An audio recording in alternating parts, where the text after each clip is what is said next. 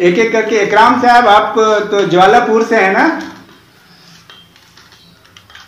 जी sir, Jwalapur से हूँ। Very good. Ambika सबसे पहले देखिए, आज का टॉपिक क्या है पता है ना? आज का टॉपिक बहुत ही इंटरेस्टिंग है। क्या है आज का टॉपिक इकराम?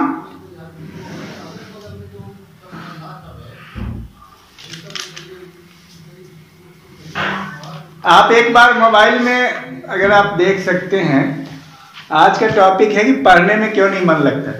नीचे करो। अरे उसको हाँ आप में से कोई और आप में से किसी का भी कोई प्रश्न है तो पहले आप सवाल कीजिए।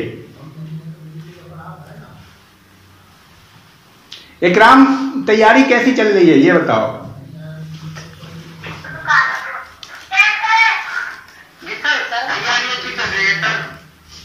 लेकिन सर एक प्रॉब्लम आती है सर। हाँ बोलिए।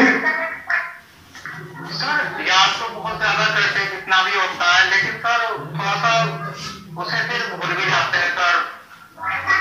मतलब प्रैक्टिस भी करते हैं, रिटर्न में भी करते हैं, वीडियोस भी सुनते हैं, फिर भी दिमाग से निकल जाता है सर। ये बहुत बेहतरीन सवाल है। ये बिल्कुल कॉमन एरर है। हर स्टूडेंट डेली ये सवाल जरूर आता है कि भूल जाते हैं।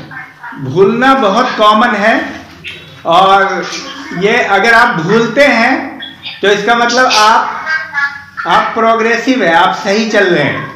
नहीं भूलना एक बीमारी हो जाती है, क्योंकि आप भूलेंगे तभी तो दूसरा चीज याद करेंगे। हमारे दिमाग का जो स्ट्रक्चर है, एक कॉन्शियस लेवल है, एक सब कॉन्शियस लेवल है। दिमाग दो हिस्से में बटा हुआ है। तो आप ये बताइए, 5 दिन पहले आपने कौन सा खाना खाया वो तो याद नहीं है ना। अगर सारी बातें याद रहे तो इंसान पागल हो जाएगा। तो दिमाग में ले जाके स्टोर करना, फिर उसको भूल जाना और फिर रिवाइज करना। जैसे कंप्यूटर में क्या होता है, आप स्टोर करते हो सीपीयू में, फिर उसके खोलते हो, फिर स्टोर करते हो, फिर खोलते हो, फिर कंप्यूटर को रिफ्रेश करते हो। तो भूलना मतलब नेचुरल है और अच्छी चीज है, कहीं से निगेटिव नहीं है। तो इसलिए भूलने को कभी भी निगेटिव नहीं मानना चाहिए। हाँ, रिवीजन आपका ये मान के चलिए कि वीकली आपका रिवीजन होना चाहिए। अगर आप वीकली रिवीजन नहीं कर रहे, सिर्फ आगे बढ़ रहे हैं, तो आप ये समझिए मुर्गे की चाल में चल रहे हैं, आगे चल रहे हैं और पीछे से दुम जो है ना खत्म होता जाता है। तो पीछे से भूलने की जो प्रक्रिया है वो आपको बर्बाद करती है पूरे तौर पे। इसलिए एग्जामिनेशन और कंपटीशन एक्चुअली टाइम मैनेजमेंट का ही गेम है, सच्चाई में देखा जाए तो जब आप आगे चल रहे हो ना, इसलिए मैं कहता हूं 5 दिन आप प्रोग्रेस का रखो और 2 दिन आप रिवीजन का रखो। 5 दिन में आप आगे बढ़ो, हफ्ते के 5 दिन खूब पढ़ो आगे की तरफ, और 2 दिन पीछे मुड़ करके रिवाइज करो। अगर ये प्रक्रिया आपकी चलती रही तो होता क्या है, मैं आपको थोड़ा एक मैकेनिज्म से समझाता हूं। हमने खुद चूंकि तैयारी की और मैंने रिकॉर्डेड तैयारी की, और उसकी वजह यही थी, पढ़ते सब कहीं से आवाज आ रही है कुछ बच्चों की। अगर कहीं पे आवाज आ रही है, जहां से आवाज आ रही है आप लोग म्यूट कर दीजिए अपने साउंड को। तो हमने जो तैयारी की, हम अपना आपको एक्सपीरियंस बता रहे हैं कि हमने कम से कम, मैं आपको बता रहा हूं, 1000 बार तो लिखा होगा, ये मिनिमम 1000 बार की बोल रहा हूं, और 10,000 बार पढ़ा होगा। कितना? 1000 बार लिखा है और 10,000 बार पढ़ा है। फर्स्ट सेमेस्टर में नेट क्वालिफाई किया है। ऐसा कैसे हुआ?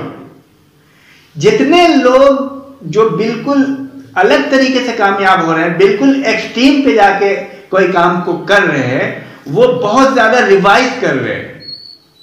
उसकी वजह एक ही है, पढ़ सब रहा है। हमारे बहुत सारे साथी 12-12 घंटा पढ़ते थे, उनका 5 साल में नेट हुआ, किसी का 7 साल में हुआ। तो सिर्फ आगे बढ़ना, और लगता सबको है कि हम बहुत कॉन्फिडेंट में, जब क्वेश्चन आता है, जब तक आप, इसीलिए मैं बार बार हर वीडियो में इस बात को रिपीट करता हूं, बस एक मूल मंत्र है, रिवीजन अगर आप नहीं कर रहे हो ना, आप किसी को बेवकूफ नहीं बना रहे। एग्जाम होगा, हमेशा आप छटते चले जाओगे, पढ़ा हुआ सब रहेगा, आप सोचोगे यार ए है कि बी है, CD तो क्लियर है, AB में फंस जाओगे। आप जितना ज्यादा रिवाइज कर रहे हो अपने आप को, मतलब सक्सेस के लिए उतना ज्यादा आप पका रहे हो, अब उतना ज्यादा आप करीब जा रहे हो सक्सेस के। आप हफ्ते का हफ्ता मतलब पूरा 7 दिन अगर आप सिर्फ आगे की तरफ जा रहे हो और रिवीजन नहीं कर रहे हो तो ये यकीनन है कि आप भूल जाओगे, क्योंकि इंसान का जो मानसिक अवस्था है, जो इंसान का दिमाग का स्ट्रक्चर है, वो भूलने के स्टाइल से बना हुआ। अगर इंसान भूलेगा नहीं जो काम कर रहा है तो इंसान पागल हो जाएगा। तो रिवीजन करना बहुत जरूरी है। अब मैं रिवीजन करता रहा, हमने उसका बेनिफिट पाया। ये बहुत ही मतलब आप ये कह सकते हो कि बिल्कुल मैनिफेस्ट और बिल्कुल हिडन ट्रिगर है। मैनिफेस्ट भी है और हिडन है, बिल्कुल क्लियर है। बहुत छोटी बात है, दिखने में लगती है रिवीजन, अरे सब लोग यही बोलते हैं। आपने देखा नहीं, इतने बड़े बड़े क्रिकेटर हैं, जाकर के वो क्या कर रहे हैं, वो रात दिन प्रैक्टिस कर रहे हैं। आप हमें ये बताइए, विराट कोहली को नहीं आता है खेलने? क्या विराट कोहली को क्रिकेट नहीं आता है? लेकिन वो कल अगर मैच है तो वो रात दिन पसीना बहा रहा है, रात दिन खेल रहा है। लेकिन हमको क्या लगता है, 4 बार पढ़ लिया, 4 बार नहीं। इसलिए मैं स्टैंडर्ड मेंटेन करता हूं आपका। मेरा ये कहना है कम से कम 100 बार सुनो, 100 बार लिखो, 100 बार पढ़ो मिनिमम। मैं अपना स्टैंडर्ड आपको बता दिया, हमने 1000 बार पढ़ा होगा। इतनी बार मैंने पढ़ा है एक एक चीज को कि याद हो गया था। फिर उसके बाद क्या है ना, सक्सेस तो आपके लिए इजी हो जाता है। आपको मिस्टेक, देखिए मिस्टेक करने की संभावना एकदम कम हो जाती है। एग्जामिनेशन में कितने तरह का प्रेशर होता है आपके पास। तो सीधा सा मंत्र है, और ये बहुत ही कोई मतलब बहुत बड़ी बात नहीं है, बहुत ही सिंपल बात है। लेकिन ये बात समझने में 5 साल लग जाता है लोगों को। लोग सिर्फ आगे बढ़ रहे हैं और पेज गिन रहे हैं, कितना लिख लिया और कितना कर लिया, और उनको लगता है कि याद है। लगता उगता से मत चलिए। 2 दिन रिवाइज कर रखिए, पूरा 2 दिन, और रिवीजन कीजिए। रिवीजन हर लेवल पे होना चाहिए। आज का दौर है वीडियो, ऑडियो, टेस्ट सीरीज, लिखित रूप में, किसी भी लेवल पे रिवीजन जरूरी है। चाहे आप मन नहीं लग रहा है पढ़ने में, लिखने में, आप सुनते रहिए। पूरे हफ्ते का टास्क, और आगे चल करके तो महीनों का टास्क हो जाता है, 4 महीने का टास्क हो जाता है। वो सारे को आपको 2 दिन के अंदर में रिवाइज करना है। एक वक्त आता है कि रिवीजन जो है बहुत कम टाइम में होता है। मैं आपको एनसीईआरटी के बारे में बताता हूं। एनसीईआरटी हिस्ट्री है, सपोज मान लो एंशिएंट हिस्ट्री है और मेडिएवल है और मॉडर्न है। अब एंशिएंट हिस्ट्री को अगर कोई बंदा पढ़ना चाहता है, एंशिएंट हिस्ट्री को इमेजिन कीजिए, तो उसको अगर पढ़ेगा तो 15 दिन में, सिर्फ हिस्ट्री, एंशिएंट हिस्ट्री पढ़ेगा तो 15 दिन में बहुत अच्छा कर लेगा। लेकिन हिस्ट्री के साथ और भी सब्जेक्ट पढ़ेगा, बहुत सारी चीजें पढ़ेगा तो 1 महीना लगेगा। 1 महीना मेडिएवल में लगेगा, 1 महीना मॉडर्न में लगेगा। ये उसके लिए जो फुल टाइमर है। अब मान लिया 3 महीने में उसने हिस्ट्री को खत्म कर दिया, एनसीईआरटी को। लेकिन ये खत्म करने से काम नहीं चलेगा। ये एनसीईआरटी हिस्ट्री 100 बार रिवीजन होना चाहिए। अब 100 बार रिवीजन कैसे होगा?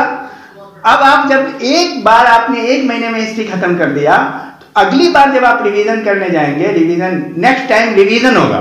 जब आप रिवीजन करेंगे एनसीईआरटी हिस्ट्री का मैकेनिज्म को समझिए, तो उसके बाद क्या होगा, वो आपका रिवीजन हो जाएगा 1 हफ्ते में, जिसको आपने 1 महीने में पढ़ा है। अब तीनों हिस्ट्री जो मॉडर्न, मेडिएवल और एंशिएंट है, वो 1-1 हफ्ते में रिवीजन होगा। मतलब आपने 3 महीने में तीनों को पढ़ा, वो काम अब 20 दिन में होगा। नेक्स्ट तीसरी बार जब आप रिवीजन करेंगे तो 3 दिन में रिवीजन होगा एक किताब, फिर मतलब टोटल किताब 10 दिन में रिवीजन होगा। फिर चौथी बार जब आप रिवीजन करेंगे तो 5 दिन में होगा। फिर 5वीं बार जब आप रिवीजन करेंगे तो 2 दिन में होगा। फिर 6ठी बार 1 दिन में होगा। मैंने 2 घंटे में रिवीजन किया है, 2-2 घंटे में पूरी हिस्ट्री खत्म। अगर आप मेरी एनसीईआरटी हिस्ट्री को देखिएगा, जो हमने वीडियो बनाया है या जो मैंने पढ़ा है, जो पढ़ने वाले स्टूडेंट हैं दिल्ली वगैरह में, पटना वगैरह में, तो पूरी किताब को रंगे होते हैं, पूरी किताब के मेन पॉइंट को। क्योंकि एनसीईआरटी में आप ढूंढेंगे कहाँ, तो भाई आपको सारे को अंडरलाइन करना है, और अंडरलाइन ही नहीं, साइड से लिखते हैं। आप मेरा एनसीईआरटी तो देखे ही होंगे, पूरी रंगी हुई है। तो उसमें क्या करते हैं, सारा इतिहास और कहानी आपको याद है, बस आप फैक्ट देखते चलते हैं। आंध्र प्रदेश में क्या हुआ, मराठा क्या किए, मुगल किसके साथ लड़ाई किए, एक एक नजर, एक पेज में आपको सिर्फ 1 मिनट लगता है। अब पहली बार जब आप पढ़ेंगे तो एक पेज में आपको 1 से 1.5 घंटा लगेगा। अब समझ में आ रही बात? कम से कम हमने इस रिवीजन के प्रोसेस से 2 घंटे में हमने पूरी एनसीईआरटी खत्म कर दी, एंशिएंट, मॉडर्न, और एक लेवल आ जाएगा आपका, एक अवस्था आपकी आएगी कि आप 2 घंटे में एनसीईआरटी टोटल खत्म कर देंगे। जब आप सिर्फ एक पेज पढ़ा करते थे, अभी जब आप पढ़ेंगे तो आपको 1 महीना से ज्यादा भी लग सकता है समझने में, लेकिन एक लेवल आएगा कि 1 ही घंटे में पूरी एनसीईआरटी खत्म कर देंगे। 15 मिनट में एंशिएंट, 15 मिनट में मॉडर्न, एक चैप्टर 5 मिनट में, 3 मिनट में आप एक नजर देखेंगे, सब चीज आपको याद है, बस रिवाइज होते चला जाएगा। हड़प्पा सभ्यता कहाँ क्या थी, अरे क्या है, एक नजर आपको तो समझ में आई पढ़ने का तरीका क्या है। अगर आप इस लेवल पे जाते हैं कि जिस काम को आप 3 महीने में करते हैं शुरुआत में, लास्ट में आके 3 घंटे में हो जाता है, तब समझिए कि आपका प्रैक्टिस है। सीधे ये थोड़ी है कि एक बार एनसीईआरटी पढ़, एक बार क्या 5 बार पढ़ लो, एनसीईआरटी पकड़ ही नहीं पाओगे। एनसीईआरटी कोई आसान काम है, आप एक बार नहीं 5 बार एनसीईआरटी पढ़ लीजिएगा, एक क्वेश्चन पूछेंगे एनसीईआरटी से आप जवाब नहीं दे पाओगे, ये सच है। क्यों?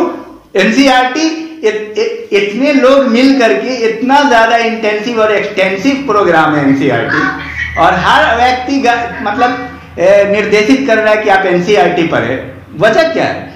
बहुत ही सारगर्भित है, बहुत ही बेसिक है, बहुत ही अच्छा है एनसीईआरटी, इसमें कोई डाउट नहीं, लेकिन एनसीईआरटी अल्टीमेट नहीं है, ये हम आपको बता रहे हैं। टेक्स्ट बुक भी है बहुत सारी, तो ये तो मैं बेसिक बात कर रहा हूं। तो किस लेवल पे आपको मेहनत करना है, रिवीजन के लिए आपको कितना टाइम बचाना है। अब बच्चे ऐसा है ना कि ग्रुप में तो कई तरह के, इसीलिए तो आज काउंसलिंग होता है कि आप अपने प्रश्नों को रखें। ग्रुप में तो बस उनको ये लगता है कि यही वीडियो है और इससे आईएएस हो जाएगा। इवन तो पहले तो आपको समझना है कि कैसे क्या करना है। तो एक तो ये कि इतनी मेहनत करना है, आपके अंदर इतना डिजायर होना चाहिए कि रात में 2 बजे भी उठ के पढ़ना है, 3 बजे उठ के पढ़ना है, आपको नींद ही ना आए पढ़ाई को लेकर के, एक ऐसा मतलब आग हो आपके अंदर, इस तरह का आपकी सोच, तो तब जाकर के होता है। तो बात मेरी समझ में आई? अगर और किसी का क्वेश्चन है, Nida have you any question? Sonam,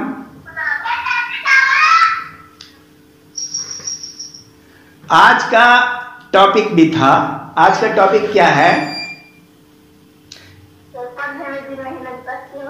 पढ़ने में दिल नहीं लगता है क्यों? ये एक इंटरेस्टिंग टॉपिक है। कई विद्यार्थी हमसे डायरेक्ट सेम क्वेश्चन पूछ चुके हैं, पढ़ने में दिल नहीं लगता है क्यों?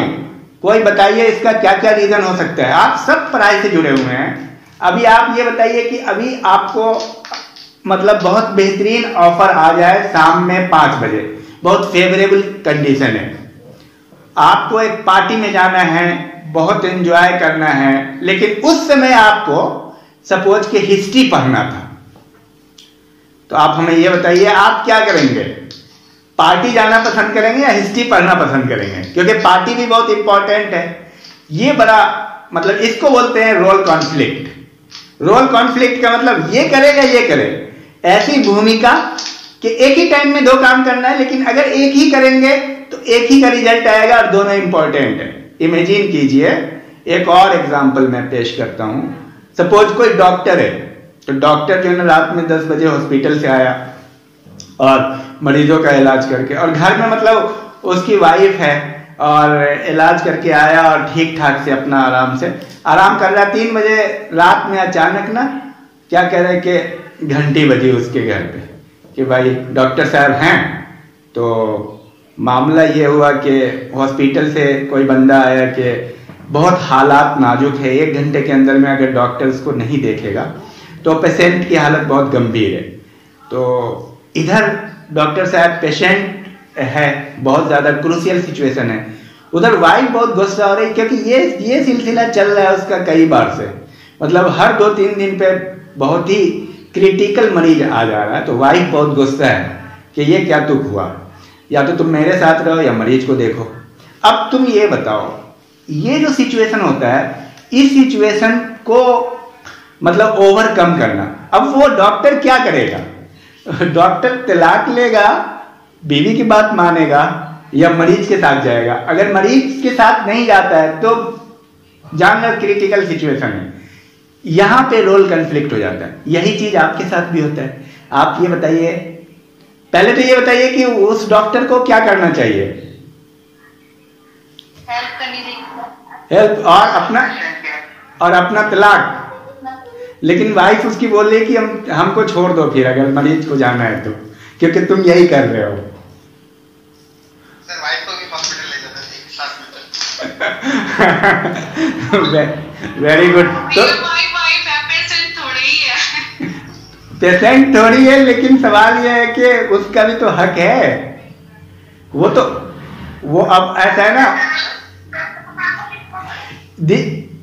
इसीलिए तो ये रोल कॉन्फ्लिक्ट है। अब चलो, अब दूसरे, चले ये बात आपको समझ में आई। 99% आदमी क्या बोलेगा यहाँ पे कि उसको मरीज की मदद करनी चाहिए, है कि नहीं? बिल्कुल। अब आप बताइए आपको क्या करना चाहिए? आपको 5 बजे शाम में आपको हिस्ट्री पढ़ना था, उसका टाइम टेबल था, और अचानक आपके फ्रेंड का बर्थडे है, बहुत खास है, तो क्या करें? बर्थडे में जाएं या हिस्ट्री पढ़ें? आपके लिए हिस्ट्री पढ़ना इंपॉर्टेंट है या बर्थडे में जाना इंपॉर्टेंट है? इस सवाल का जवाब दीजिए। आपके साथ जो है दोस्त, वो आपके लिए बहुत इंपॉर्टेंट है। हाँ,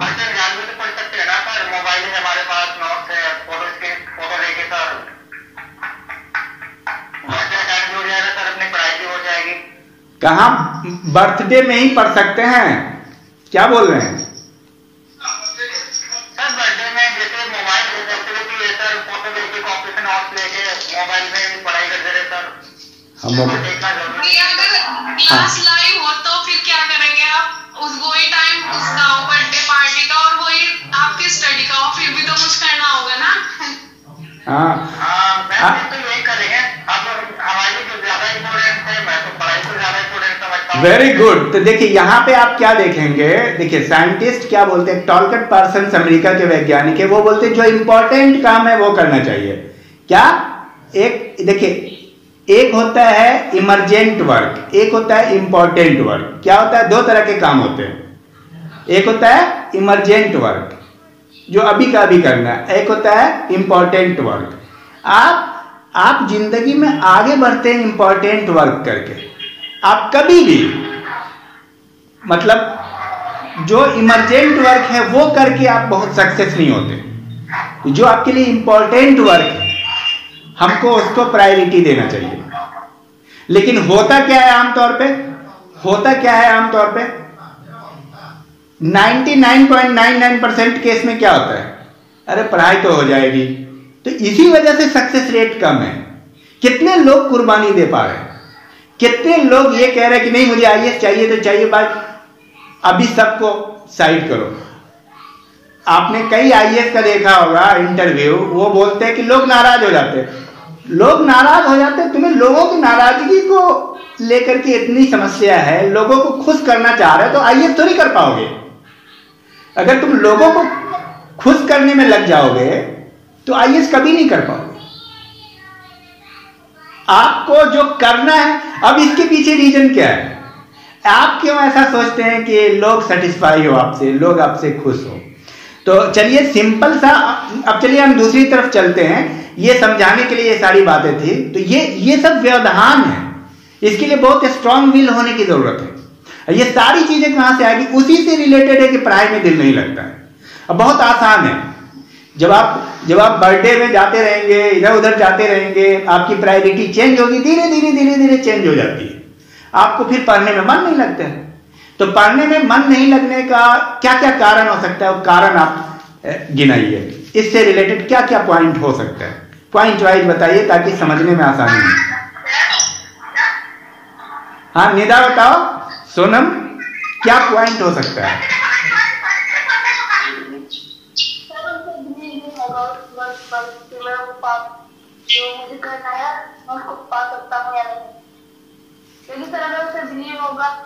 कौन बोल रहा है? Who is speaking? Nida, very good, बहुत बेहतरीन पॉइंट है। आप लोग सुन लीजिए, बहुत सही बोल रही है। देखिए बिलीफ सिस्टम का सबसे बड़ा रोल है। जैसे आप सेफ्टी पॉइंट में चले जाते हैं कि हमारा दोस्त मेरे बारे में क्या कहेगा, मेरा पड़ोसी मेरे बारे में क्या कहेगा, कि घमंडी हो गया है, पढ़ाई करता रहता है, या मेरी बात नहीं मानता, या सोशल मतलब इंटरेक्शन नहीं करता है। सपोज ऐसे सिचुएशन आ जाते हैं। जब आपको अपने आप पे बिलीव होगा ना, तो आप इस बात को नहीं सोचिएगा। ये सारी चीजें कहां से आती है पता है आपको? आपका बिलीफ सिस्टम कमजोर होता है। बहुत बेहतरीन पॉइंट निदा ने बताया। और एक चीज जान लीजिए, सबसे पहले तो आपको अपने आप पे यकीन होना चाहिए। और हमारी सबसे बड़ी प्रॉब्लम क्या है, हमको खुद पे यकीन नहीं होता, लेकिन हम सोचते हैं पूरी दुनिया हम पे यकीन करे। ये कैसे पॉसिबल है? आपको खुद पे भरोसा होना चाहिए कि हम क्वालिफाई कर जाएंगे। अब एक चीज बताओ, जब आप क्वालिफाई कर जाओगे तो फिर दुनिया तो आपके पीछे पीछे होगी। अगर आप आईएएस बन जाओगे, कितने दोस्त बिछड़ गए, लेकिन आईएएस बनने के बाद वही आने लगे उनके पास, वो सारे दोस्त आने लगे, क्योंकि इतना ज्यादा अट्रैक्शन होता है, इतनी बड़ी पावर होती है। तो जिस आदमी को बिलीव होगा अपने आप पे कि हम कर जाएंगे, वो इन सब चीजों की परवाह नहीं करेगा। तो बहुत बेहतरीन पॉइंट है। पहला पॉइंट निदा ने कहा बिलीफ सिस्टम। और हम लोगों के सबसे बड़ा मसला क्या होता है, हम ये चाहते हैं पूरी दुनिया हमको मान ले कि हम आईएएस बनेंगे, तब हम चाहते हैं कि हम माने। ऐसा नहीं होता है। पूरी दुनिया जब तुम्हें नकारेगी, पूरी दुनिया जब तुम्हें यह मानेगी कि तू किसी लायक नहीं है, तब तेरा मन कहता होगा अंदर से, I will become IAS. This is confident, this is believe. समझ में आ रही बात? पूरी दुनिया पहले नहीं मानती है। पूरी दुनिया तो पीटी में रिजल्ट आएगा तो भी नहीं मानेगी। हल्का सा सोचेगी दुनिया, अरे पढ़ रहा है। जब इंटरव्यू देंगे तब सबके कान खड़े होंगे। दुनिया तो आपको एक्सेप्ट करती है लास्ट में, जब आप बन जाते हो। सबसे पहले खुद को हाँ, बाद में तो कहेंगे बहुत पढ़ने वाली थी, बहुत अच्छी स्टूडेंट थी। पहले तो वो रोकने की पूरी कोशिश करेंगे। तो पहला पॉइंट। नेक्स्ट पॉइंट बताइए कोई और क्या हो सकता है पढ़ाई में दिल नहीं लगने का, क्या कारण है? सर फेसबुक और हाँ बोलिए। ये भी हो सकता है, हम जिसको आप पढ़ाई को अगर टाइम दे रहे हैं और अलग चीजों को ज्यादा टाइम दे रहे हैं, तो सर पढ़ाई में मतलब वैसे भी नहीं लगेगा सर। हाँ बिल्कुल आप सही कह रहे हैं। वो भी है जो हमारे टाइम वेस्टर्स हैं, उसका नाम है टाइम वेस्टर्स। सोशल मीडिया सबसे बड़ा टाइम वेस्टर है। फेसबुक, व्हाट्सएप, यूट्यूब, ये सारे, इंस्टाग्राम, ये टाइम वेस्टर से आपको दूर रहना पड़ेगा। इसका क्या इलाज है? कंफर्ट जोन, संतोष आर्या, वेरी गुड। तो इसका क्या इलाज है? टाइम वेस्टर से कैसे आप दूर रहेंगे? देखिए, ये सारी चीजों की जड़ जो निदा ने बताई है, बिलीव है। अगर आपको अपने आप पे बिलीव है कि आप कर जाएंगे, तब तो आपको सोने नहीं देगा। 3 बजे 4 बजे भोर में जगा देगा कि कर, क्योंकि तू करने वाला है। लेकिन ये टाइम वेस्टर्स बीच में अगर आ जाते हैं, इसके बावजूद टाइम वेस्टर्स को इरेडिकेट कैसे करें, सोशल मीडिया से दूर कैसे हों, ये एक बड़ा प्रॉब्लम है। बताइए, सोशल मीडिया से दूर होने का क्या क्या तरीका हो सकता है? बिल्कुल सही कहा आपने आसिम साहब। सोशल मीडिया से कैसे दूर होंगे हम? अनइंस्टॉल कर दीजिए। अनइंस्टॉल करके भी काम नहीं चलेगा। ठीक है, अनइंस्टॉल कर दे। और आराधना राजपूत कहां से? आराधना ने कहा कि कम से कम यूज करना है। आराधना कहां से हो तुम? Aradhana turn on kids mode, reading books. कहां से? काशीपुर से, वेरी गुड। बिल्कुल सही है आपका, कम से कम यूज करें। लेकिन कम से कम यूज कैसे करेंगे, मैं बता रहा हूं, और कोई बताएगा इसमें? देखो, सोशल मीडिया तुम्हारा सबसे बड़ा दुश्मन है, याद करना। अगर तुम सोशल मीडिया का जानते हो, आपका 8 से 10 घंटा सोशल मीडिया ले रहा है, आप 1 घंटा दो ना मैक्सिमम, और क्या है। आपका ज्यादा से ज्यादा टाइम सोशल मीडिया ले रहा है, आपको बर्बाद कर रहा है ये पूरे तौर पे। आप कुछ बन जाओगे, कोई भी छोटा पोस्ट हो या बड़ा पोस्ट, तो फिर उसके बाद यूज करते रहो। तो सोशल मीडिया से दूर रहने का ये तो बहुत आसान तरीका है कि कम से कम यूज करें, लेकिन मैकेनिज्म तो नहीं समझ में आया कम से कम कैसे यूज करेंगे। देखिए, सोशल मीडिया का भी टाइम बना लो।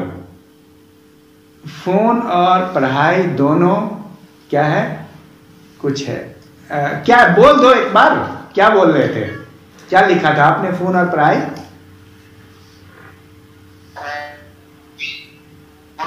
दोनों को बैलेंस लेकर चलेंगे। Very good. फोन और पढ़ाई को दोनों को बैलेंस लेने का तरीका क्या है? मेथोडोलॉजी की असल बात है। देखिए, थ्योरी तो सब जान रहे हैं, ये नहीं करो वो नहीं करो, उसको करोगे कैसे ये बताओ, उसको करना कैसे है? देखिए, पहला पॉइंट जिस पे हम लोगों ने डिस्कस किया था वो बिलीव है। बिलीव कैसे होगा? आपको पहले करना होगा, ना कि समाज को। हम लोगों को क्या होता है, लोग कहते हैं अरे आईएएस की तैयारी कर रहा है, आईएएस की तैयारी कर रहा है, तो हम गदगद रहते हैं। हमें खुद सोचना है, दूसरों को फील नहीं कराना है कि हम आईएएस की तैयारी कर रहे हैं। हमें आईएएस पीसीएस की तैयारी करना है, नेट की तैयारी करना है, जो चीज की करना है आप करिए। दूसरे लोग जब आप कर जाएंगे तब समझेंगे। दूसरा पॉइंट, सोशल मीडिया से दूर रहने का मतलब प्रैक्टिकल उपाय क्या है जो आपकी पढ़ाई में दिल नहीं लगता? अभी आपने बहुत सही जवाब दिया था कि दोनों को बैलेंस लेके चलना है, लेकिन लेके कैसे चलेंगे? मंजू सर, सही गाइड से नहीं मिल। आप लोग बोल क्यों नहीं रहे? बोल के बताइए ना, फिर तो व्हाट्सएप ही काफी था। हाँ बोलिए। जब हम कैरियर काउंसलिंग कर रहे हैं, हाँ बनाना पड़ेगा ना सर, उसका हम कितने टाइम सोशल मीडिया को दे सकते हैं उसके अकॉर्डिंग। वेरी गुड, बहुत बेहतरीन, बहुत बेहतरीन जवाब। बिल्कुल टाइम टेबल बनाना पड़ेगा इसमें। और जिस तरह से आप कार को पार्क करते हो, जिस तरह से आप सोशल मीडिया, हाँ, जिस तरह से आप कार पार्क करते हो, बाइक पार्क करते हो, उसी तरह मोबाइल को पार्क में लगा दो। जैसे इसको बोलेंगे मोबाइल पार्किंग। जैसे आपके पास गाड़ी तो है, गाड़ी में चढ़ने में भी मजा आता है, तो क्या आप 12 घंटा चढ़ते रहते हैं? नहीं चढ़ते हैं ना। उसका एक टाइम बनाए हुए हैं, उसको लगा दिया घर में। उसी तरह मोबाइल को एक टाइम फिक्स कर दो कि इस टाइम पे मोबाइल हमारे हाथ में नहीं रहेगा। नो डाउट देखिए, ऐप को अनइंस्टॉल करके नहीं होगा। अगर आप अनइंस्टॉल करेंगे, देखिए किसी चीज को अनइंस्टॉल करना उस बीमारी का हल नहीं हो सकता है, क्योंकि बीमारी तो एग्जिस्ट करेगी, वो तो रहेगी। भाई मोबाइल इंपॉर्टेंट भी है। अगर मोबाइल नहीं होता तो आप हमसे कनेक्ट नहीं होते। बहुत सारे इंपॉर्टेंट काम, बहुत सारे न्यूज आपको कॉलेज से रिलेटेड, एम्प्लॉयमेंट से रिलेटेड आपको मिलता है। तो ये इंपॉर्टेंट तो है, बट इसको आप जिस तरह कार इंपॉर्टेंट है, लेकिन कार को तो हम दिन रात नहीं चलाते हैं ना। बाइक को तो हम दिन रात नहीं चलाते हैं, ये साइकिल को तो नहीं चलाते, लेकिन मोबाइल को चलाते हैं। उसी तरह से मोबाइल को जब आप आए, एक टाइम फिक्स कर दीजिए कि सुबह में देखेंगे, या सुबह या शाम 1-1 घंटा देंगे। चूंकि आप 15 घंटा दे रहे हैं, 10 घंटा दे रहे हैं, 8 घंटा, तो आप अभी फिक्स कर दीजिए कि 1 घंटा सुबह 9 से 10 और 1 घंटा शाम में 5 से 6 या 7 से 8 एकदम फिक्स कर दीजिए। उसको रख दीजिए, अपने घर से दूर रख दीजिए। जिस रूम में आप रहते हैं साइलेंट मोड में या स्विच ऑफ करके उसको कहीं पे पार्क कर दीजिए। क्या करना है? एक नया टर्म है, मोबाइल पार्किंग कर दीजिए। वो अपने जेब में नहीं रहना चाहिए। ये इसका बेहतरीन उपाय है, टाइम टेबल। सॉरी। हाँ, और क्या हो सकता है पढ़ाई में दिल नहीं लगने का? और क्या कारण हो सकता है? सर आपसे मेरी एक क्वेरी है। हाँ पूछिए। आप पहले अपना इंट्रोडक्शन तो दीजिए। जी सर, मेरा नाम है सुधांशु बोगना, मैं कोटद्वार से बिलोंग करता हूँ। वेरी गुड सुधांशु, स्वागत है। बोलिए सुधांशु। सर आपसे मुझे ये पूछना था सर, मेरी ये क्वेरी थी कि सर जो कोचिंग होगी वो केवल आरक्षण वालों के लिए होगी या जनरल कैटेगरी? नहीं, कोचिंग फॉर ऑल है, ओपन फॉर ऑल है। ये आरक्षण वालों के लिए नहीं है, सबके लिए है। देखो, अब एक चीज है कि ये माइनॉरिटी कमीशन के द्वारा, उत्तराखंड सरकार के द्वारा है, बट इसमें कोई ऐसा तो नहीं है कि स्कॉलरशिप का प्रावधान है ये ऑनलाइन है इसलिए ओपन फॉर ऑल है, इसमें कोई मसला नहीं है, कोई दिक्कत की बात नहीं है। तो ये सब के लिए अलाउड है। और उसमें जो आपको मिला होगा ना नोटिस, उसमें लिखा हुआ है कि कोई भी इसको ज्वाइन कर सकता है। इवन ना कि उत्तराखंड, पूरे भारत का कोई भी विद्यार्थी इसको ज्वाइन कर सकता है। दूसरा मिसकंसेप्शन एक और है कि स्टूडेंट ये कहते हैं कि स्टूडेंट ये सोचते हैं कि जैसे आम ग्रुप है वैसे है, पूरी प्लानिंग के साथ, पूरे मैकेनिज्म के साथ, स्ट्रेटजी के साथ तैयारी हो रही है। अब सवाल ये है कि देखिए यहीं पे एक इंपॉर्टेंट बात ये होती है कि आदमी सोचता है कि ऑनलाइन है, चलो यार आज कनेक्ट कर लेते, 2 महीना साथ रहे फिर छोड़ दिया। किसी भी चीज का फ्रूट फिर दूसरी बात क्या होता है, सोचते हैं यहां से भी कर लो वहां से भी कर लो, इसमें असफलता मिलेगी। अगर आपको देखिए, सबसे पहले तो आप एक व्यक्ति को यानी एक गाइड पे आप भरोसा कीजिए। बिलीफ सिस्टम का बहुत बड़ा रोल है, बताया ना, हर चीज में नंबर 1 है बिलीफ सिस्टम।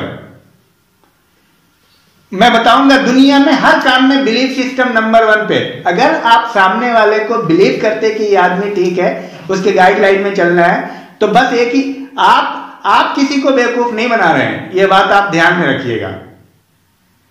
कोई ना कोई फायदा उठा रहा है, लेकिन फायदा एक ही से उठाइएगा। एक चीज बताओ, हमें एक सवाल का जवाब सीधा सीधा दो। हम बहुत बड़े आदमी हैं और हमने अपने बच्चे को 4 स्कूल में एडमिशन करा दिया, पैसे की कमी नहीं है एक व्यक्ति को, तो क्या वो लड़का टॉप करेगा? नहीं सर, वो तो अलग अलग उसमें कंफ्यूज होगा। तो उस तरह से कंफ्यूज मत हो। हाँ बिल्कुल सही। तो आपके पहले सवाल का जवाब यह था कि आप इसमें कोई भी भारत का विद्यार्थी इसमें ज्वाइन कर सकता है, किसी भी राज्य का। दूसरा पॉइंट यह है कि जब आप इसको ज्वाइन करते हैं तो इसके पूरे स्ट्रक्चर को फॉलो करेंगे तभी आपको बेनिफिट मिलेगा। जब आपको मैसेज भेजा जाता है, मैसेज ही नहीं पढ़ते हैं, उसमें लिखा हुआ है कैसे कैसे क्या करना है, आप इस असाइनमेंट को फॉलो नहीं करेंगे, असाइनमेंट मतलब अकॉर्डिंगली साइंटिफिकली चल रहा है, उसको नहीं, मेंस की तैयारी के साथ साथ पीटी की तैयारी हो रही है, तो आप सीधे सोचते। अब एक चीज और है, जब आप ग्रुप ज्वाइन करते हैं तो हम थोड़ी ये समझेंगे कि आप पहले से आधी मेंस की तैयारी कर चुके हैं और आपको हिस्ट्री नहीं चाहिए। आप जब मतलब आप हर चीज को अपने अकॉर्डिंग चूज करेंगे। जब आप कहीं कोचिंग में जा रहे हैं तो पहले से एक और कोचिंग में आप पढ़े हुए हैं, 3 कोचिंग में, तो चौथे वाले का भाई कोचिंग अगर आप ज्वाइन करेंगे, मान लीजिए, तो आप 2 दिन क्लास करेंगे, अगले दिन नागरिकता है तो बोलेंगे ये तो वहां पढ़े थे, उससे आपको सफलता कहीं नहीं मिलेगी, मैं आपको बता रहा हूं। और ज्यादा कोचिंग ज्वाइन करने की जरूरत नहीं है, कोचिंग ही नहीं है, ये गाइडेंस है एक्चुअली, समझ रहे हैं। और मैं आप सबको यकीन दिलाना चाह रहा हूं, ये क्वेश्चन बहुत बार आता है, बहुत कंफ्यूजन है। कई विद्यार्थी तो 1 महीने के बाद पूछता है कि कैसे तैयारी करें और क्या करें। पूरा सिस्टम है जो आपको मैसेज किया है ना, उसमें सारी बात लिखी हुई है। आपका एक बेसिक कोर्स है, क्या है, एक बेसिक कोर्स है। उसकी जब बेसिक कोर्स को आप कंप्लीट कर लेंगे तो नेक्स्ट है एडवांस कोर्स, उसमें पीटी और मेंस के साथ साथ चल रहा है। बेसिक कोर्स में बेसिक लेवल पे, वो बहुत ही प्राइमरी लेवल पे छोटी छोटी चीजें हैं। अब जैसे बहुत सारे साइंस के विद्यार्थी, बहुत सारे जिन्होंने अभी तक ग्रुप सी, आर्मी, पुलिस की तैयारी नहीं की, तो बेसिक कोर्स सबके लिए एक है। अब आप हमें ये बताइए, कौन बने करोड़पति में लोग 5 करोड़ रुपया जीत रहे हैं, इवन आईएएस के लोग भी जा रहे हैं तो वो नहीं जीत पा रहे, 10 लाख जीत रहे हैं या 50,000 जीत रहे हैं। तो ये कोई जरूरी नहीं है, जीके का कोई अंत तो है नहीं कि भाई तू आईएएस की तैयारी कर रहा है तो 5 करोड़ ही जीत लेगा। वहां क्वेश्चन तो सबके लिए आता है ना। सपोज भारत के पहले प्रधानमंत्री जवाहरलाल नेहरू ने, मान लीजिए क्वेश्चन है कौन बने करोड़पति में, कि पहली बार लोकसभा कब ज्वाइन किया, बड़ा क्रिटिकल क्वेश्चन हो जाएगा, ठीक है। अब ये क्वेश्चन जरूरी है कि ये ग्रुप सी वाला भी जानता है, ये सबके लिए कॉमन है कि नहीं। अब केबीसी में आ गया ये क्वेश्चन, तो ये क्वेश्चन तो सबके लिए कॉमन आ गया। यही ये कुछ क्वेश्चन का जो स्टैंडर्ड होता है वो हर एग्जाम को फॉलो करता है। मैं आपको ये बताऊं कि सबसे नीचे, सबसे मतलब धरती से सबसे नजदीक तारा कौन सा है, ये क्वेश्चन आईएएस में भी आया हुआ है, ग्रुप सी में भी, आर्मी पुलिस सब में आता है। तो एक बेसिक लेवल को जब आप क्रॉस कर लेते हो तो आपके अंदर एक कॉन्फिडेंट आता है। तो बेसिक लेवल का कोर्स है जो उसमें क्रिएटेड है, उसको करना है। और एडवांस लेवल के कोर्स में हर एक चैप्टर वाइज एनसीईआरटी के अकॉर्डिंग मेंस की तैयारी हम करेंगे। तो मैं ये ब्रीफ में यही कहना चाहूंगा कि आप मतलब विश्वास कीजिए, बिलीव करके काम कीजिए। पूरे क्या करें कि पूरी तैयारी हम लोग करेंगे, पीटी प्लस मेंस। ऐसा नहीं है कि आधा अधूरा काम करके चल देंगे, लेकिन आप जान रहे, आप बात कर रहे आईएएस की, आप जंप मारेंगे कि हिस्ट्री तो मेरा पढ़ा हुआ है, पॉलिटिक्स। हम ये मान के चलते हैं कि यहाँ सब लोग बेसिक लेवल पे। जब आप कोई कोचिंग ज्वाइन करेंगे या कोई भी क्लासरूम ज्वाइन करेंगे तो टीचर तो यही मान के चल रहा है ना कि वो तो सब बेसिक पे है। तो आपको अकॉर्डिंगली चलना होगा, सारे कॉन्सिस्टेंटली सारी चीजों को जब लेके चलेंगे तब आपको। अब एक चीज है, बहुत सारी चीजें हैं जो आपकी पढ़ी हुई होगी, लेकिन दोबारा पढ़ने में क्या, आपको तो 1000 बार पढ़ना है। हमने जो स्टैंडर्ड दिया वो तो 100 बार का दिया है। यकीन मानो अगर इस बात पे चल दोगे, 100 बार तुम पढ़ लोगे किसी भी चीज को, दुनिया का कोई एग्जाम तुमसे नहीं रुकेगा। ये टारगेट बना लो। तो इसलिए बोलते कि टाइम को आपको बर्बाद नहीं करना। तो बहुत ही बेहतर है ये, थोड़ा मतलब स्लो प्रोसेस इसलिए है कि 2 तरह के स्टूडेंट हैं हमारे पास। एक है पार्ट टाइम, एक है फुल टाइम। मैं हमेशा बोलता हूँ फुल टाइम वालों का मैं एक अलग से ग्रुप बनाऊंगा और फुल टाइम वालों को 8 घंटे का काम देंगे। फुल टाइम से उम्मीद करते हैं कि वो 12 घंटा पढ़ें, तो उनको मिनिमम 8 घंटे का काम दिया जाएगा। अभी जो काम देते हैं वो आधा 1 घंटे का काम देते हैं, ये मान के चल रहे हैं कि ये पार्ट टाइम है। अब एक चीज बताइए, पार्ट टाइम में भाई जो बीएससी फर्स्ट ईयर में है, सेकेंड ईयर में, बीए फर्स्ट ईयर में, सेकेंड ईयर में, पार्ट टाइम में 2 साल में कैसे तैयारी होगी?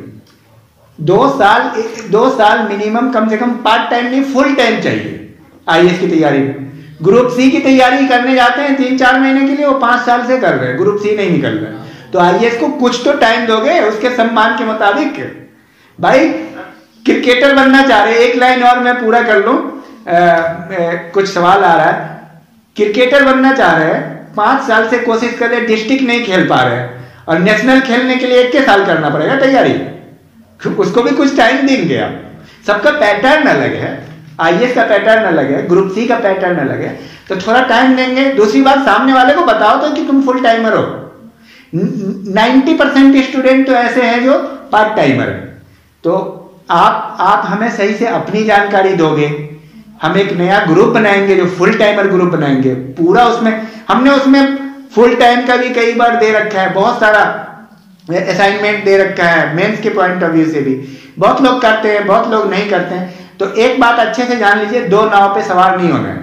यहाँ लोकल में भी कहीं कोचिंग कर रहे हैं, ये भी, इससे कोई फायदा नहीं होना है। जहां करना है वहीं करिए। और ये एक बेहतरीन पैटर्न है, इसमें आपको सफलता मिलेगी ही मिलेगी। हाँ, सवाल कीजिए। सर मैं आपसे ये पूछना चाह रहा था कि जैसे सर आईएएस ऑफिसर की कोचिंग ली जाती है, तो सर उसमें एग्जाम को क्रैक करने में सर मिनिमम कितनी एज चाहिए? Minimum 21 years. जैसे सर टोटल एज होनी चाहिए पूरी, मतलब 21 पूरी एज होनी चाहिए ना उसमें? हाँ, एज पूरी होनी चाहिए, लेकिन तैयारी तो यार करने में 17 साल से लग जाती है ना। जी सर। तैयार आप लोग तो देखिए, हमें पिछले हफ्ते क्या ये कंटिन्यूअस है। बच्चे बोलते हैं हमने फॉर्म भर दिया आईएएस का, तो मेरा उनसे सवाल था कि मैं भी अगले साल राष्ट्रपति का फॉर्म भर दूंगा। फॉर्म भरने से कुछ नहीं होता है और एज होने से कुछ नहीं होता है। देखो, तैयारी और निकालने का तरीका क्या है मैं तुम्हें बता रहा हूं। पहले तुम तैयार हो जाओ पूरा। आज के दिन में जब तुम ये बोल रहे हो कि अब मैं तैयार हूं, अब फॉर्म भरते हैं, इसको बोलते हैं तैयारी करना, अब फॉर्म भरना। अब एक चीज बताओ, मैंने क्रिकेट नेशनल लेवल पे क्रिकेट खेलने के लिए एक फॉर्म निकला है, अगले महीने चयन है, तो फॉर्म तो कोई भी भर सकता है, समझ रहे हैं? तो एक मिसकॉन्सेप्शन ये है, तैयारी जो बड़े शहरों में जहां पे कॉम्पिटिटिव माहौल है, जहां बच्चे निकालते हैं आईएएस, उनका क्या कॉन्सेप्ट होता है, पहले वो तैयारी करते हैं 100%, तब वो फॉर्म भरते हैं। अब तैयारी करने में कितना टाइम चाहिए, ये एक महत्वपूर्ण सवाल है। देखिए, अगर आप ग्रेजुएशन में हैं तो आप 5 साल रखिए अपना टाइम, BA फर्स्ट ईयर में, तो आप 4 साल मिनिमम लेके चलिए कि 4 साल, क्योंकि आप वहाँ 5 घंटा इन्वॉल्व है कॉलेज में। अगर आप फुल टाइम आ रहे हैं तो मिनिमम 2 साल। लेकिन ये जो आप मिसकॉन्सेप्शन रखे हैं कि अभी फॉर्म भर दिया है और बहुत ज़्यादा आता है, तो उन सब चीज़ों से कुछ नहीं होगा। फॉर्म भरते रह जाएंगे, बहुत लोगों ने भरा है और मैं समझता हूँ कि सब लोग भरते ही रहते हैं फॉर्म। तो कम से कम 2 साल, बाकी ये बिल्कुल पर्सनल है। हाँ, और नेक्स्ट कोई? हाँ पूछिए। ग्रेजुएशन 3rd ईयर में है तो वो क्या डाल सकते हैं फॉर्म या नहीं डालना? ग्रेजुएशन 3rd एपियरिंग में डाल सकते हैं जी।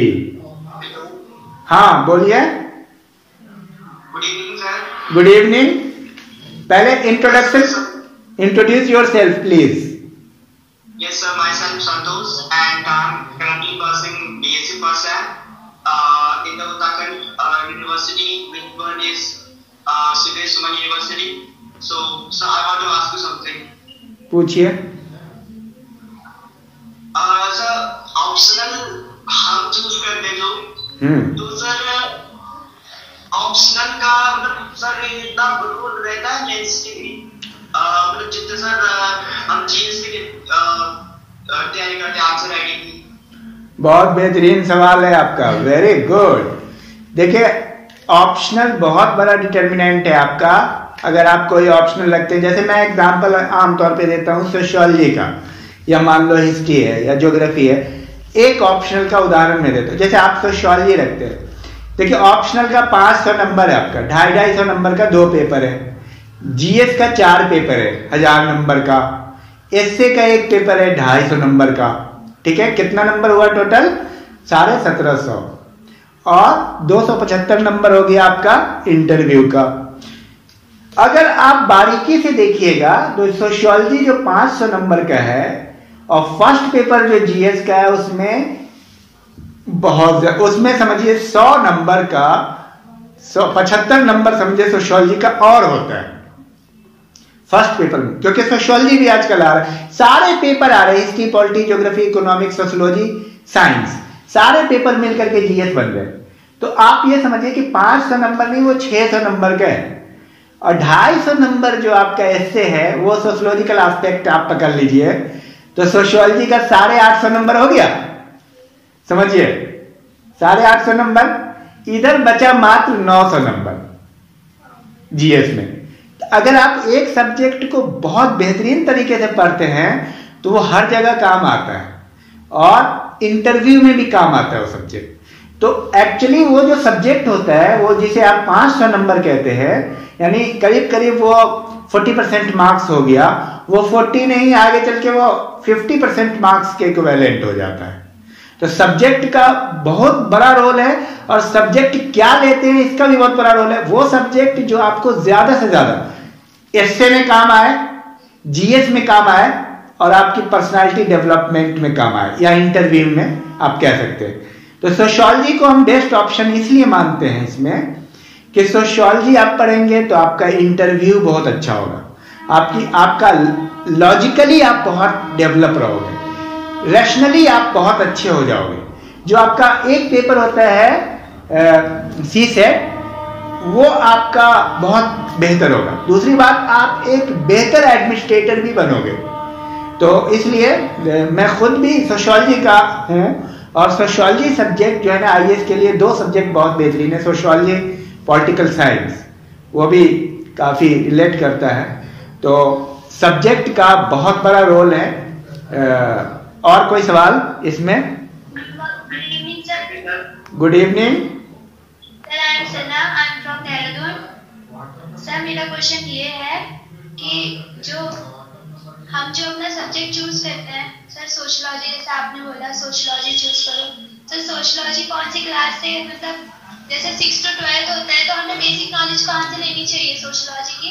वेरी गुड क्वेश्चन, बहुत बेहतरीन, नहीं है, बहुत अच्छा।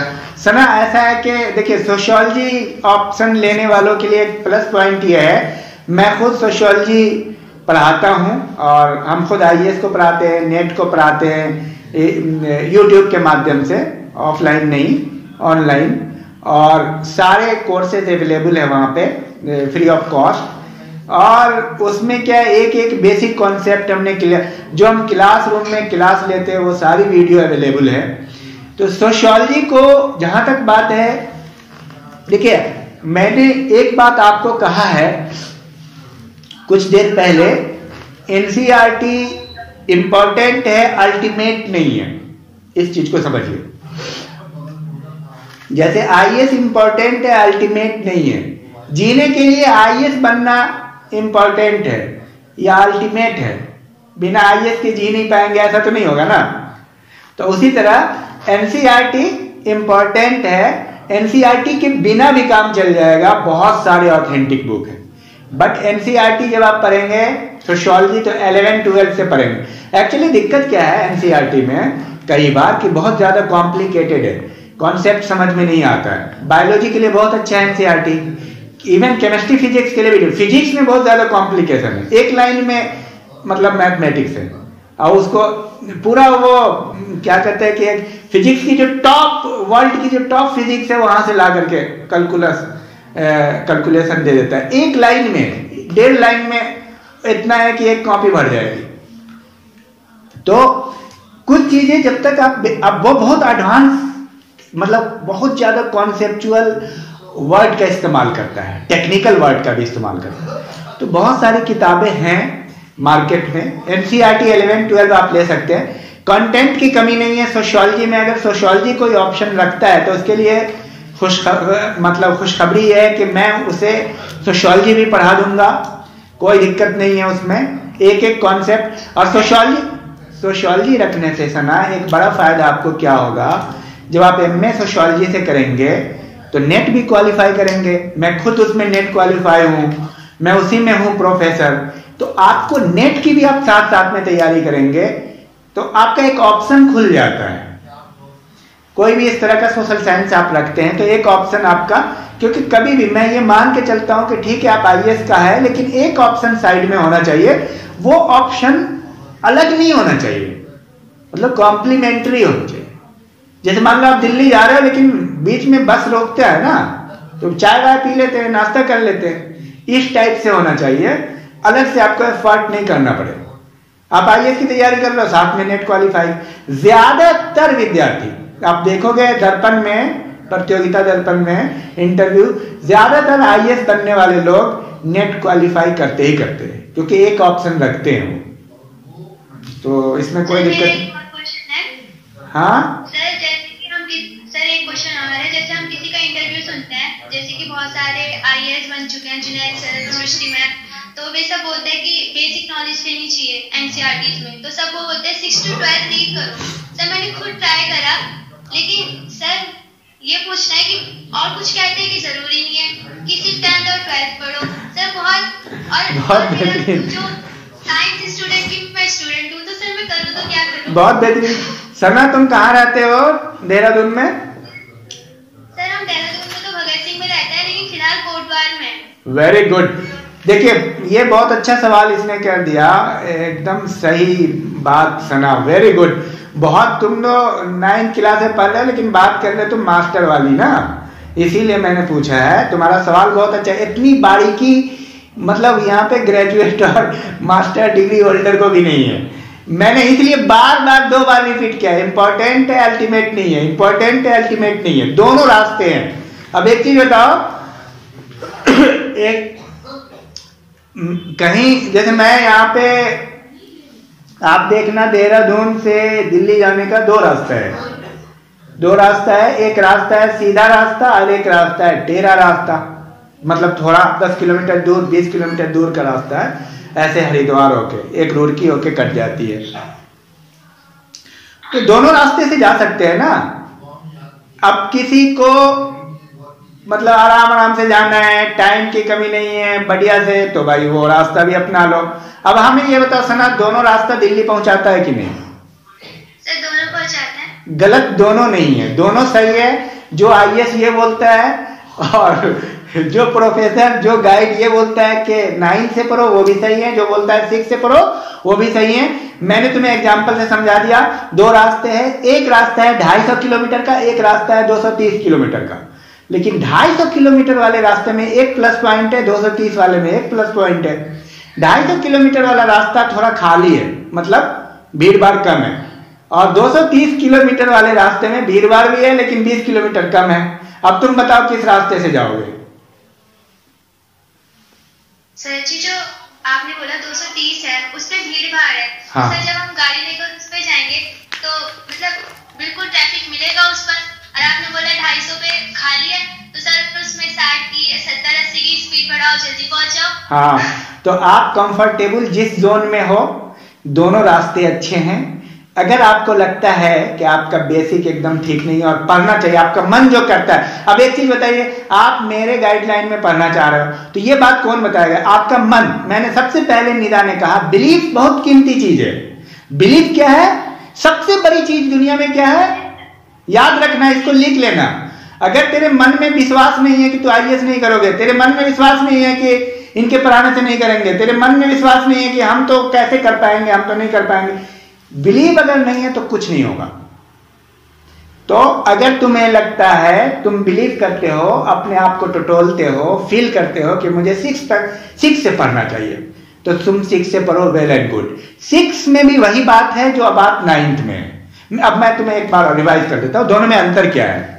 देखो 6 क्लास में क्या होगा बाबू के 6 में जो चीज 6, 7, 8 में भी आपको मॉडर्न, मेडिएवल और एंशिएंट, मैं एक हिस्ट्री का उदाहरण लेता हूं, एक बार है लेकिन वो बहुत बेसिक लेवल पे। फिर 9th, 10th में एक बार है, थोड़ा एडवांस। फिर 11, 12 में एक बार है, वही same modern, medieval and ancient history.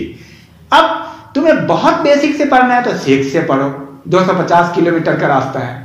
अगर तुम सोच रहे थोड़ा ज्यादा आगे से पढ़ते हैं तो 9, 10 से पढ़ो। अगर तुम्हें लग रहा है नहीं तुम एकदम हवाई जहाज से ही जाना चाह रहे हो तो 11, 12 से पकड़ लो। ये तुम्हारे कैचिंग पावर पे, तुम्हारे पहले के पढ़ाई पे डिपेंड कर रहा है। तुम कुछ जानते हो कि नहीं, तुम पहले कैसे स्टूडेंट रहे। अगर तुम टॉपर ही रहे तो तुम 11, 12, 9, 10 भी छोड़ दो, मैं एक नया ऑप्शन दे रहा हूं, ठीक है। अगर मान लो किसी बंदे को पैसा इतना ज्यादा है कि हवाई जहाज पकड़ के दिल्ली जाना चाहता है, तो वो 250 किलोमीटर वाला रास्ता क्यों अपनाएगा 5 घंटे का? वो तो भाई 1 घंटे में दिल्ली जाए। Am I right? समझ में आई बात?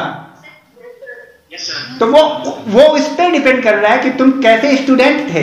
ये कोई और नहीं बताएगा दुनिया, ये आपको बताना है कि तुम्हारा लेवल क्या है। और हमारे लेवल पे क्या है, हमारी बात से तुम्हें सेटिस्फाई होना चाहिए। देखो IAS की बात को बहुत ज्यादा हमने क्लैरिफाई किया है, दोनों सही है, कोई गलत नहीं है। और एक चौथा रास्ता भी है, बिना NCERT के भी हो सकता है। समझ में आ रही बात? इसीलिए मैंने ये एक लाइन बताया था, अल्टीमेट नहीं है NCERT, क्योंकि NCERT जिन लोगों ने लिखी है उनकी अपनी अपनी टेक्स्ट बुक है, वो बड़े महान लोग हैं। जैसे मान लो विपिन चंद्रा हिस्ट्री के, मॉडर्न हिस्ट्री के लेखक हैं, वही NCERT के लेखक हैं। एक चीज बताइए, एक बंदे ने NCERT लिखी, उस ग्रुप का वो मेंबर है, उसकी अपनी किताब है, तो क्या अपनी किताब खराब लिखेगा? वो बहुत मशहूर आदमी है, बहुत बड़े राइटर है, उनकी किताब भी अच्छी है। तो अलग अलग राइटर की भी किताब ऐसे भी पढ़नी है, बट मतलब इतना बड़ा रिस्क नहीं लेना चाहिए, NCERT तो पढ़ना ही चाहिए जी। मैं बस ये ऑप्शन दे रहा हूं, मतलब 1% विद्यार्थी ऐसे होंगे IAS की तैयारी करने वाले जो NCERT भी नहीं पढ़ते होंगे। कोई बात नहीं, नेगी जी। यस सर मेरी ये क्वेरी है, पहले आप अपना इंट्रोडक्शन भी दे दीजिए। एक्चुअली क्या है कि थोड़ा पता चलता है ना कहां से आप बोल रहे हैं जी। सर मेरा नाम सुधांशु बहुगुणा है, मैं कोट रोड से बिलोंग कर रहा हूँ। वेरी गुड, कोट रोड से। Yes proceed Sudhanshu. सर मैं ये जानना चाह रहा था, जैसे कुछ लोग होते हैं, मतलब जैसे ही इंटरव्यू के चरण में पहुंच जाते हैं, तो सर वो इंटरव्यू देते समय उनको मतलब अंदर से नेगेटिव फीलिंग्स आती है, हेजिटेशन टाइप की होती है, तो सर उनके लिए क्या कर सकते हैं सर? बहुत कहना चाहेंगे आप? वेरी गुड सुधांशु, किस क्लास में हो तुम? सवाल बहुत अच्छा, ये सवाल है मास्टर वाला, बेहतरीन सवाल है। Graduation 3rd year, BSc 3rd year. देखो सुधांशु, इस तरह के प्रोग्राम जो मैं कर रहा हूं कैरियर काउंसलिंग का, इस तरह के प्रोग्राम में आप आइए और इंटरेक्ट कीजिए, अपने सवाल लिखिए, हमारे सवालों के जवाब दीजिए। ज़्यादा से ज़्यादा पब्लिक अफेयर्स, लोगों से इंटरेक्शन करना, सही तरीके से जवाब देना सीखिए। खड़े होकर के जवाब देना, कोई क्लासरूम में, अभी जैसे आप मान लीजिए मास्टर करेंगे आगे, तो आगे आगे रहना, अपने आप को प्रोजेक्ट करो। क्या करना है? अपने को प्रोजेक्ट करो, अपनी पर्सनालिटी को इम्प्रूव करो। एक दिन में नहीं होता है। जैसे यहाँ पे तुमने एक सवाल किया, तो ये सवाल कितनी मेहनत के बाद तुमने हमसे पूछा। तो अगर हमने आपसे सवाल किया कि आप ये बताइए कि पढ़ने में मन नहीं लगता, यही बात IAS में पूछ देगा। तो जरूरी है कि एकदम भाई दुनिया का कोई सवाल भी IAS में पूछ देगा, तो हर सवाल के लिए आप तैयार नहीं है ना। आपको जैसे अभी बात हुई, मैंने NCERT को लेकर इतनी चीजें समझाई, तो ये आपको क्या लग रहा है पहले से सोचे हुए थे? नहीं, ये लॉजिक कहां से आ रहा है? दिमाग में चलती है ये चीजें। तो दिमाग में जब चलेगी जब आप इंटरेक्शन करेंगे, जब हम काउंसलिंग कर रहे हैं, हमारे पास इतना नॉलेज है, तो हम इतने ज्यादा एग्जाम्पल पुट कर रहे हैं, तो सामने वाला सोचेगा यार इसको तो नॉलेज बहुत है, ये अच्छे से एक्सप्लेन कर रहे हैं, तो आपको इंटरव्यू में अच्छा नंबर देगा। ये इंटरव्यू की तैयारी 15 दिन में नहीं होती है। इंटरव्यू ही की तैयारी ये है कैरियर काउंसलिंग, जो हफ्ते में 1 दिन हो रहा है। एक्चुअली ये इंटरव्यू की ही तैयारी है, इंटरेक्शन। अगर आप फ्रैंकली पूछते हो कोई सवाल, फिर जो भी मन में आता है, आपका कोई भी पर्सपेक्टिव होता है। जैसे एक बंदे का पर्सपेक्टिव है कि 6th क्लास से NCERT पढ़े, एक का पर्सपेक्टिव है कि 9th क्लास से पढ़े, एक का है कि पढ़े ही नहीं, एक का है कि 10 से पढ़े, 11 से पढ़े। तो अपने पर्सपेक्टिव को सेटिस्फाई करो सामने वाले को लॉजिक से। समझ में आ रही बात? जी सर। अब एक लाइन में अगर हम आपको बोल रहे हैं कि यार बड़े बेवकूफ हैं, वो तो गलत बोल रहे हैं 6th क्लास से पढ़ने के लिए, 6th क्लास से पढ़ के क्या फायदा। कोई ये बोले अरे वो तो बड़े बेवकूफ है, बोल रहे हैं 9 से पढ़ने के लिए, 6 से न पढ़ना चाहिए। कोई तो ये बोले अरे बड़े बेवकूफ है 11 से बोल रहे पढ़ने के लिए, उसको कुछ नहीं आता। ये 1 मिनट में जजमेंटल नहीं होना चाहिए। आपको रीजनिंग और लॉजिक पे बेस होना पड़ेगा, आपकी बात तर्कपूर्ण होनी चाहिए। इसी का नाम CSET है, सिविल सर्विसेज एप्टीट्यूड। आपके अंदर वो एक एप्टीट्यूड होनी चाहिए कि आपकी बात में कंसिस्टेंसी हो, रैशनैलिटी हो। और कोई भी बात, मतलब सिद्धांत ऐसा नहीं है कि सिर्फ ये आपसे पूछेगा कि अच्छा आप IAS बन जाएंगे तो वहां पे मान ले 2 समुदाय में झगड़ा होगा तो कैसे सुलझाएंगे। अरे सारी बातें आ जाएगी और आंसर आपका खुद दिमाग सजेस्ट करेगा आपको, जब आप इस लायक हो जाएंगे। तो ये जो प्रोग्राम है ये भी एक्चुअली इंटरेक्शन प्रोग्राम है। ये एक्चुअली इंटरव्यू का ही एक पार्ट है। और PT मेंस और इंटरव्यू की तैयारी अलग अलग नहीं चलती, एक साथ चलती है। अब होता क्या है, आमतौर पे विद्यार्थी जो ग्रुप ज्वाइन करते हैं तो उनको लगता है यार चलो यार 1 महीना कर लेंगे, 15 दिन कर लेंगे, जैसे तैसे कर लेंगे, 2 महीना जोश होता है, 3 महीना जोश होता है।